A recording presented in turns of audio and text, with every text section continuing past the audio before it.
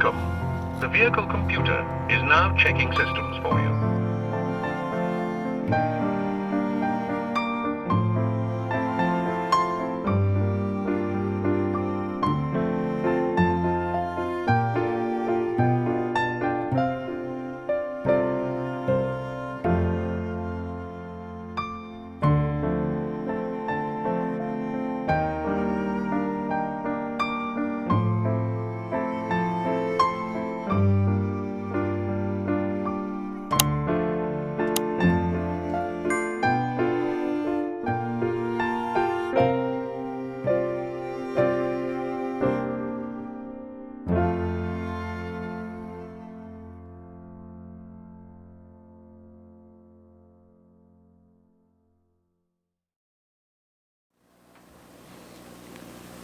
Well, Merry Christmas everyone and a Happy New Year.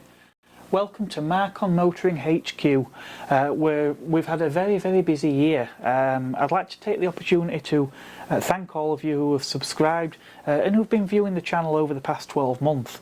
As I say, we've had a lot going on this past year. When we did the last one of these annual sort of update videos, the channel was just over 100 subscribers, and we'd reached around 1,000 hours of watch time. With your help over the past 12 months, we've now gone to over 570 subscribers and over 3,700 hours of watch time, so thank you very much for that. And of course, if you haven't already subscribed, please do so. Anyway, let's get into the best of 2022.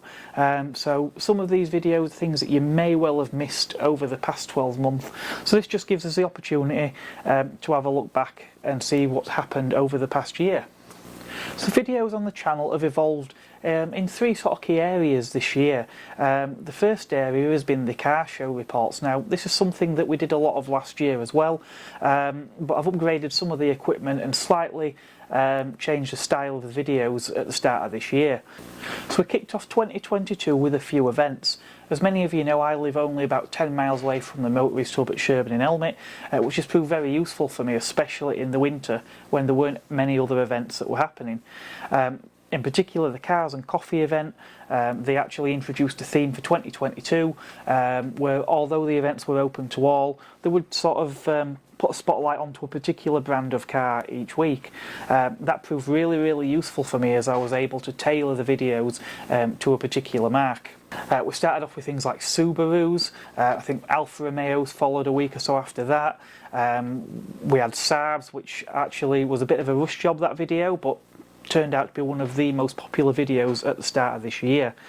Volvo Owners Club turned out on a day where it was pretty much torrential rain the whole day, but people still turned out with the cars and were quite happy to give up their time to speak to me on camera as well, which was really nice.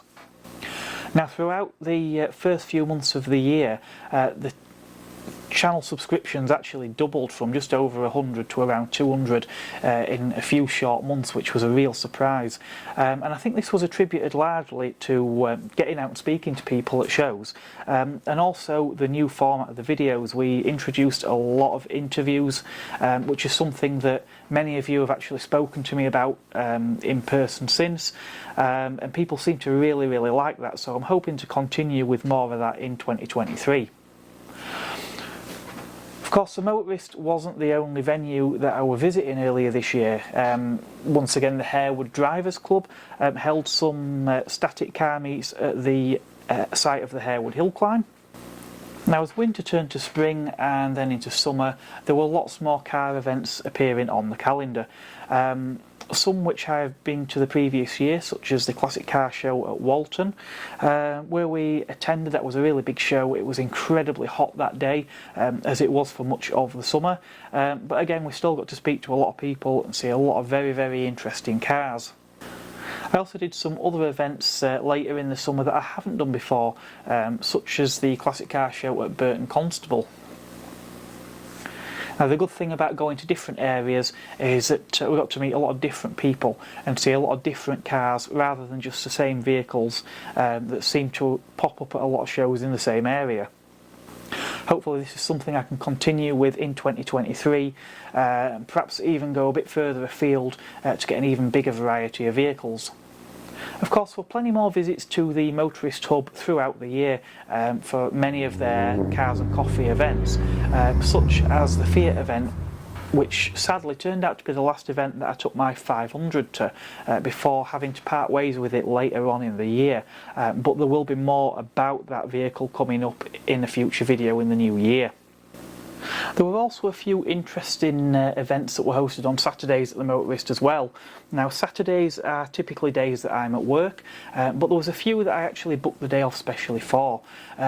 Two such events were some of the YouTube socials, so again, it was a nice opportunity to catch up with Ian Seabrook of the Hubnut channel, which many of you probably already watch. And another such channel was Furious Driving, where I got the opportunity to catch up with Matt Richardson once again. It was actually Matt's first visit to the Motorist, so it was interesting for him to see the site, which has obviously developed quite a lot over the past year as well.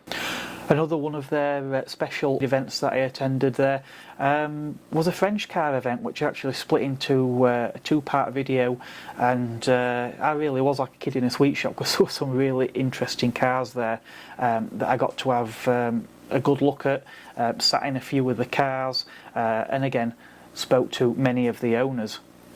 Now, being a French car owner myself, I did want to try and attend as many such events as possible. Another one of those events that I managed to get to this year was the Chesterfield French Car Show at Staveley Hall, which was a really interesting venue that I've not been to before. And there was although it was quite a small event, there was a lot of vehicles that I had not really seen or you don't see very often. It weren't just the usual offerings from Renault, Peugeot and Citroën, because there was a few Simcas there and some Matras as well. I have actually been in touch with the owners of some of these cars, and I am actually hopeful of perhaps doing a little bit more with them in the new year, so do watch this space.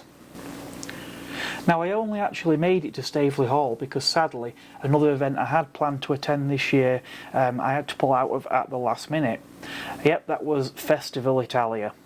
Reason being again, well, unfortunately the Italian car that I was planning to take I no longer owned. Other opportunities did open up though. Again, I was back at the NEC in November, but I didn't really capture very much of what was going off there because I was helping out on the Renault stand where they were marking 50 years of the Renault 5. Yep, hard to believe that the little Renault 5 has been around that long. But it did give me the opportunity to give you a really in-depth walk around of the stand at the show. In addition to the joint Renault Owners Club and Renault Classic Car Club stand, I also got a good opportunity to take a look round the Alpine stand. One of the representatives on there gave me a bit of a guided tour, and we talked about a lot of the different vehicles that they had on display, which was really interesting. I did a second part to that video as well, where we looked at some Alfa Romeos and some Fiats. But as I say, I just didn't really have the time to go around and try and get the whole show on film. Now, another way in which the channel has evolved this year is car reviews. Last year we did have a few car reviews on the channel, but they were typically vehicles that I owned myself. But this year a few channel viewers have actually reached out to me and offered me some cars to review, which was magnificent. The first of which was channel viewer David, who actually loaned me his Peugeot 205. I owned a Renault 5 back in the day. The Peugeot 205 was a very, very similar car that I always wanted to have a go in, but just didn't have the opportunity, so this was wonderful.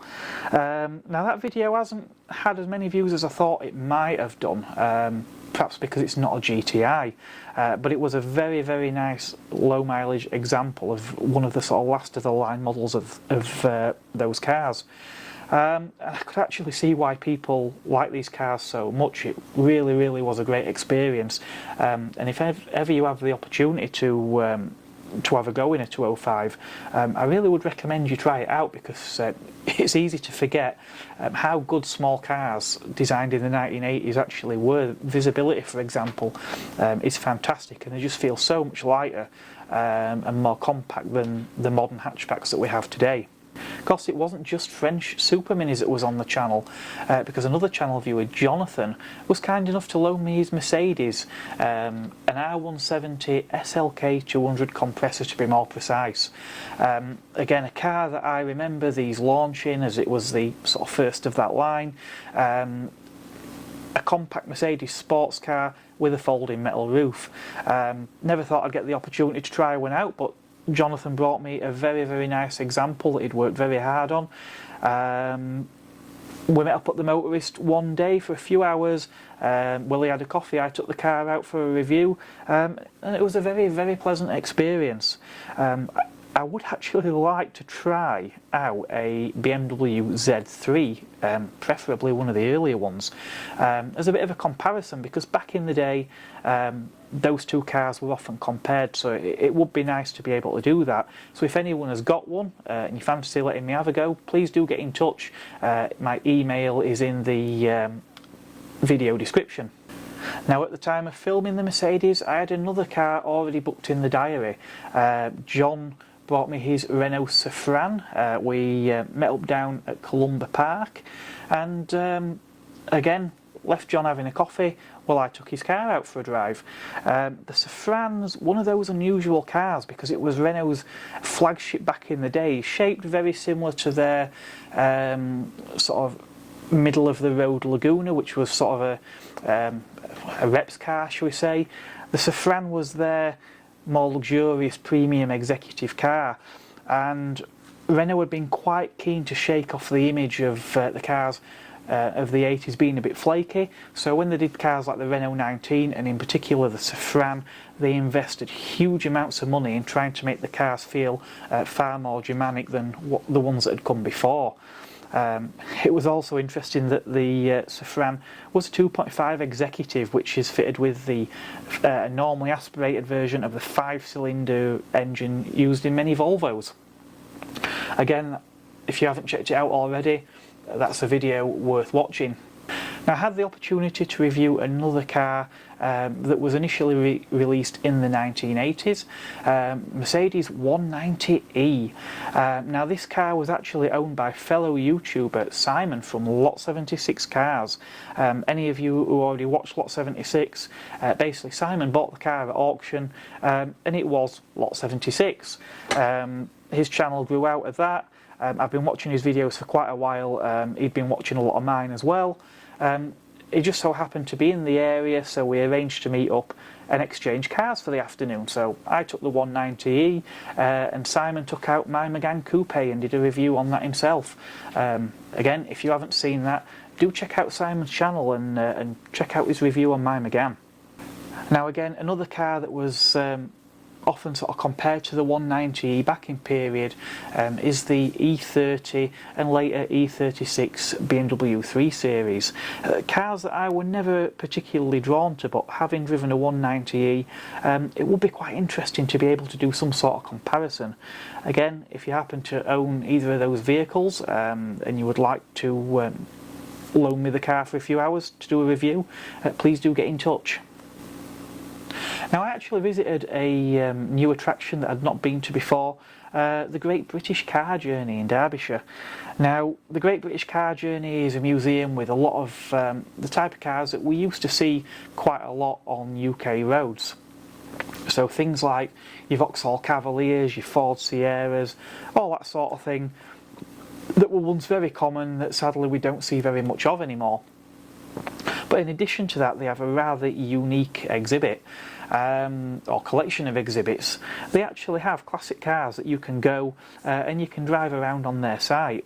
Obviously this is something that really you should book it in advance, but you can buy packages, as I did, where you can go and drive 1, 2 or 3 cars from one of 3 different categories. I chose the middle category, which was sort of sports cars, and I actually took out a Triumph TR7, an MGB GT and one of the very last of the original body style minis, a Cooper Sport, and again we got a little museum video out of that and a few short reviews as well. So again, if you haven't already done so, you may wish to check those out. The mini video again, an incredibly popular car. That video hasn't had all that many views. Again, I'm not sure why, but ones that have been a real surprise. The MGB's done quite well, but the real star has been the TR7, a car that generally people don't speak all that highly of. But that video has done very, very well indeed. Now, I did mention that there were 3 types of video that have evolved over this year on the channel, and we can't really go through 2022 without mentioning the car that started off the channel, which was my Megane. Now, this time last year I did mention that I was looking at doing a bit of a road trip, but with the situation with regarding COVID, for example, I just didn't know if this was going to be possible. And we went into January and things weren't looking good. Much of Europe was still on lockdown. We had quite tight restrictions here in the UK as well. But as we got through January, things started to lift, but very slowly. And I didn't know if things were going to lift quickly enough. Now, last year I did acquire the build sheet for my car, and I discovered a few things. One being that it was built on my 15th birthday, so I turned 40 back in February, as the car reached 25 years since it was assembled. Something else I found out was that the car was built in Vilvoorde in Belgium, and sadly that factory, they announced the closure of it only a few weeks after the car was built. So I got in touch with a few people through the power of social media. I was able to track down some of the former workers, and they were quite keen to have a reunion. They had one for 20 years, and they was quite keen to have a 25-year reunion. But again, because of the various regulations due to COVID, we really didn't know if that was going to be possible. And as we got into the end of January and then into February, we still didn't know if that was going to be possible. Following governments in various countries easing some of the restrictions, an event was arranged at very, very short notice. Former workers and members of trade union ABVV were able to cobble together an event for the 27th of February, which was the 25th anniversary of the announcement of the factory closure. Now, this was going to be a bigger undertaking than anything I'd done to press, and because of the nature of what I was trying to film, I really want to try and do a good job of this and do it justice, not only for the car but obviously for the people that was involved with the production of the cars all those years ago. So on Saturday the 26th of February, just after lunch, I loaded up the car and I headed off from Yorkshire down to Kent. Stayed the night not far from Eurotunnel, and on Sunday morning I was straight onto the Eurotunnel, where I then drove through France and into Belgium. Vilvoorde is located just on the outskirts of Brussels, so it was a few hours drive once we got into Europe, and I located the site of the former factory. Unfortunately, as I say, it's no longer a Renault factory, but we was able to recognise a few of the landmarks there. With various restrictions still in place on gatherings, we actually then moved to a site a few kilometres away, at the side of a roundabout in Vilvoorde. Now, this particular area was next to a yard that was once used for storing Renault vehicles back when the factory was producing cars. It was also next to a statue by Belgian sculptor Rick Poot, which was commissioned around the time of the factory closure, known as the Fist. Now, at this area I was able to meet many of the former workers, and I also interviewed the local mayor as well, which was something I really hadn't expected when I initially started planning the journey. Of course, many of the former workers seemed very pleased to see the car there. Obviously there was a lot of feeling, still a lot of anger at basically the way they'd all been made redundant, but there was also a huge sense of pride in what they'd achieved there. It was the first Renault factory outside of Belgium. They'd produced many, many models over the years. It was also the first site to produce the Megane Coupe, the pilot factory. One of the former workers I actually spoke to had been on that Project X64 for a number of years before the car actually made it to market. It was really interesting learning about some of the difficulties they had to overcome in that process before they produced those very first cars. I also somehow managed to make it onto the Belgian news. Ring TV was there shooting for their news reports, and they actually had a look at the car and wanted to interview me as well. So again, something I hadn't expected before I'd set off. Ook een kleine attractie te zien. Een Engelse Renault-freak die een eigen YouTube-kanaal heeft, reed ruim 700 kilometer met zijn oldtimer Renault vanuit Yorkshire in Noord-Engeland naar Vilvoorde. Yes, especially for this event, to bring this vehicle back to where it was built here 25 years ago.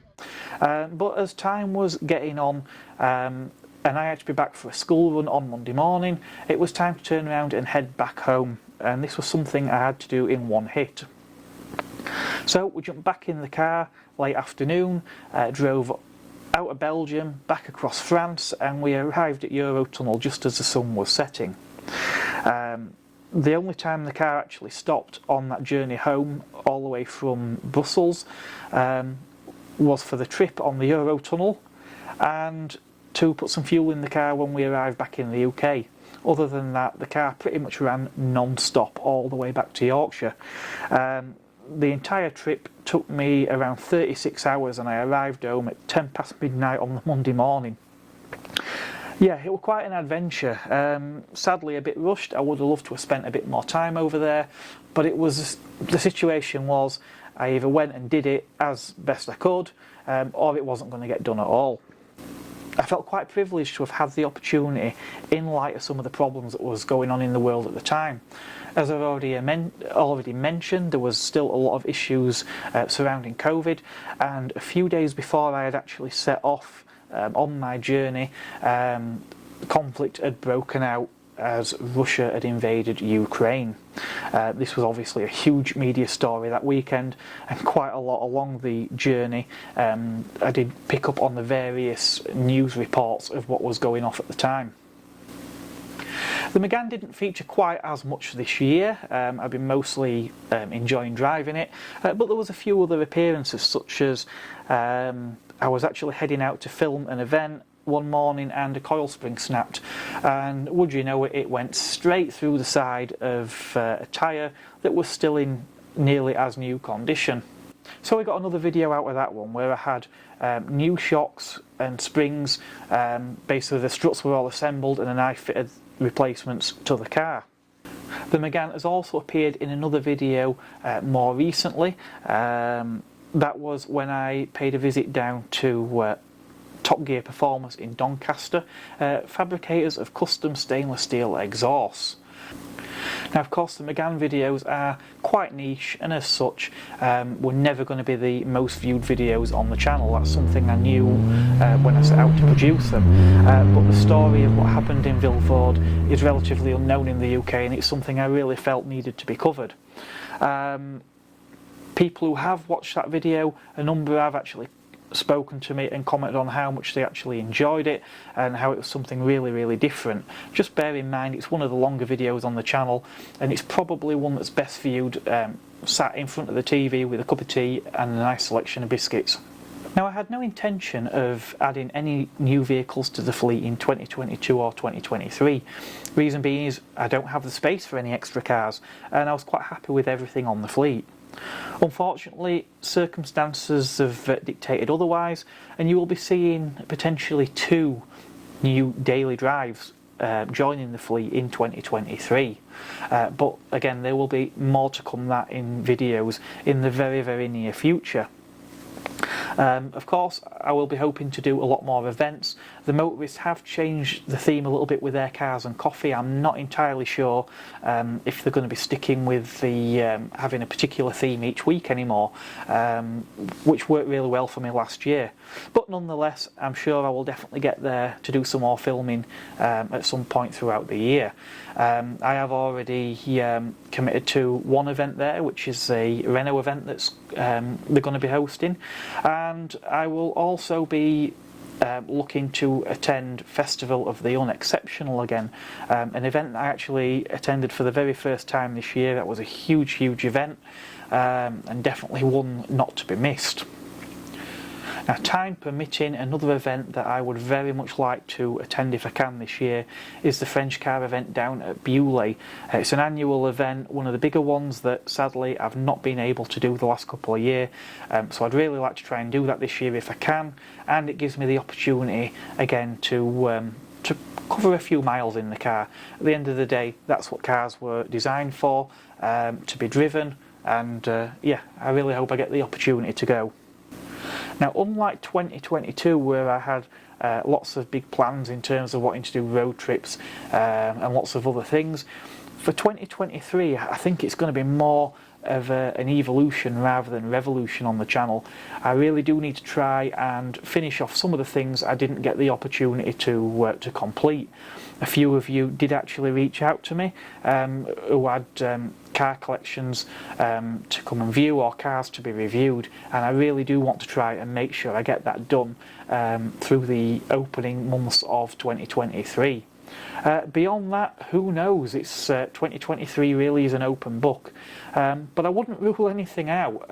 As I say, I really did enjoy that road trip that I did early last year, and it has definitely left me with an appetite for adventure.